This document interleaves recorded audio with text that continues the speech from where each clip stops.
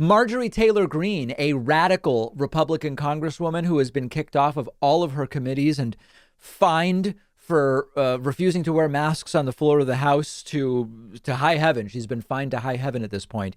She is now lying that Joe Biden is paying TikTok influencers. Now, as is almost always the case, sometimes they make up nonsense whole cloth. Like when she talked about Jewish space lasers or lasers, as Lindsey Graham called them, that was completely made up.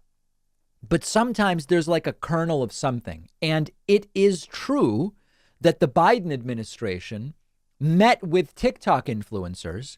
There was rampant Russian propaganda on TikTok. And TikTok is a growing platform. We now are we're taking TikTok seriously because we're having such explosive growth there, nearly 100,000 followers already. I think TikTok has grown faster than any platform we've ever been on for us. It's growing. And so the Biden White House met with a bunch of TikTok influencers. They didn't pay them.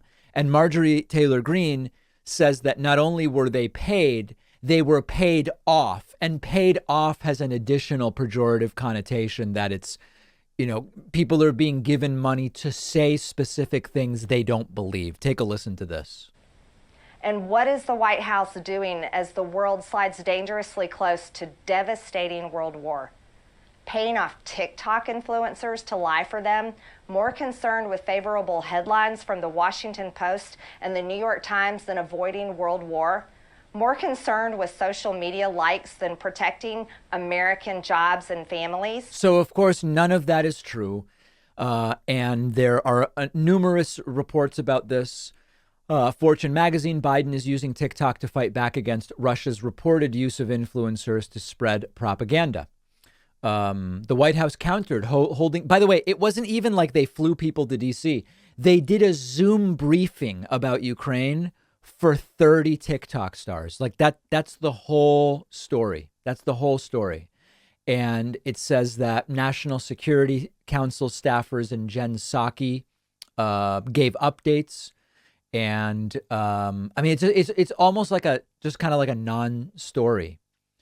And there has been significant use of TikTok by apparent Russian propaganda nodes, I guess we would call them, to spread, to sow doubt about the innocence of Ukraine in the context of the invasion, etc. And as is often the case with a lot of these right wingers, if they spent 10% of the time that they spent lying about what Democrats are doing, 10% of that time working to actually fix a problem, the country would be dramatically better off. And this is one of the great frustrations, which is we see the clip. It's 23 seconds of Marjorie Taylor Greene lying about Biden paying off TikTok influencers. And we debunk it pretty quickly. It's not true. It was a Zoom meeting. No one was paid. That's all it was. Great. We've established that. But we are constantly kind of playing catch up in the sense that there are real problems to solve here. Even when it comes to Russia and Ukraine, what is going to be the long-term economic impact? What should be the U.S. perspective as we become accustomed to the invasion? As you can already see, there's less coverage of it even now. The invasion's still going on.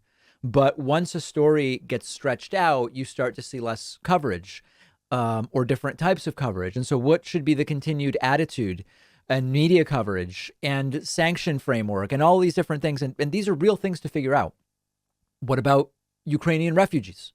What about arming Ukraine, but stopping short of the line that Biden drew, which is troops on the ground? These are all serious, important things. And Marjorie Taylor Greene is out there saying Biden's paying TikTokers. And it's just a flat out and complete lie. And I hate to use that tired phrase, this is why we can't have nice things.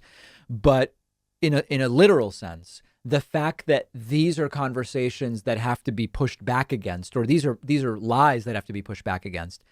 There's only 24 hours in a day and people got to sleep, right? And so by having to say none of this stuff is happening in order to protect the reputation of the people that are actually working hard to try to solve problems, we lose time and resources and just headspace to actually deal with those problems. And it's a very sad thing. Let me know your thoughts. You can find me on Twitter at @DPackman, Also, make sure that you are following us on TikTok, where you can find us at David Pakman Show. We are doing separate TikTok only updates on the Russian invasion of Ukraine, which you can follow there. We'll take a quick break and be back with a very packed Friday show for you today. One of our sponsors is Cometeer Coffee. Cometeer Coffee is delicious, I can tell you firsthand, and they've discovered the best way to brew, preserve, and deliver coffee. Their brewing process captures over 2,000 flavor compounds. Then the coffee is flash frozen, locking in the flavor. It arrives at your home frozen in a fully recyclable capsule. All you have to do is melt it by adding hot water or cold water for iced coffee. It takes seconds. It's the most convenient way that I have ever made coffee. I've been impressed with how the process protects the flavor. I really enjoy Cometeer. They have a variety of flavor options: light, medium, and dark single origin and blended coffee roasts from the best specialty roasters. You'll get $20 off when you go to cometeer.com/Pacman. The link is underneath this video.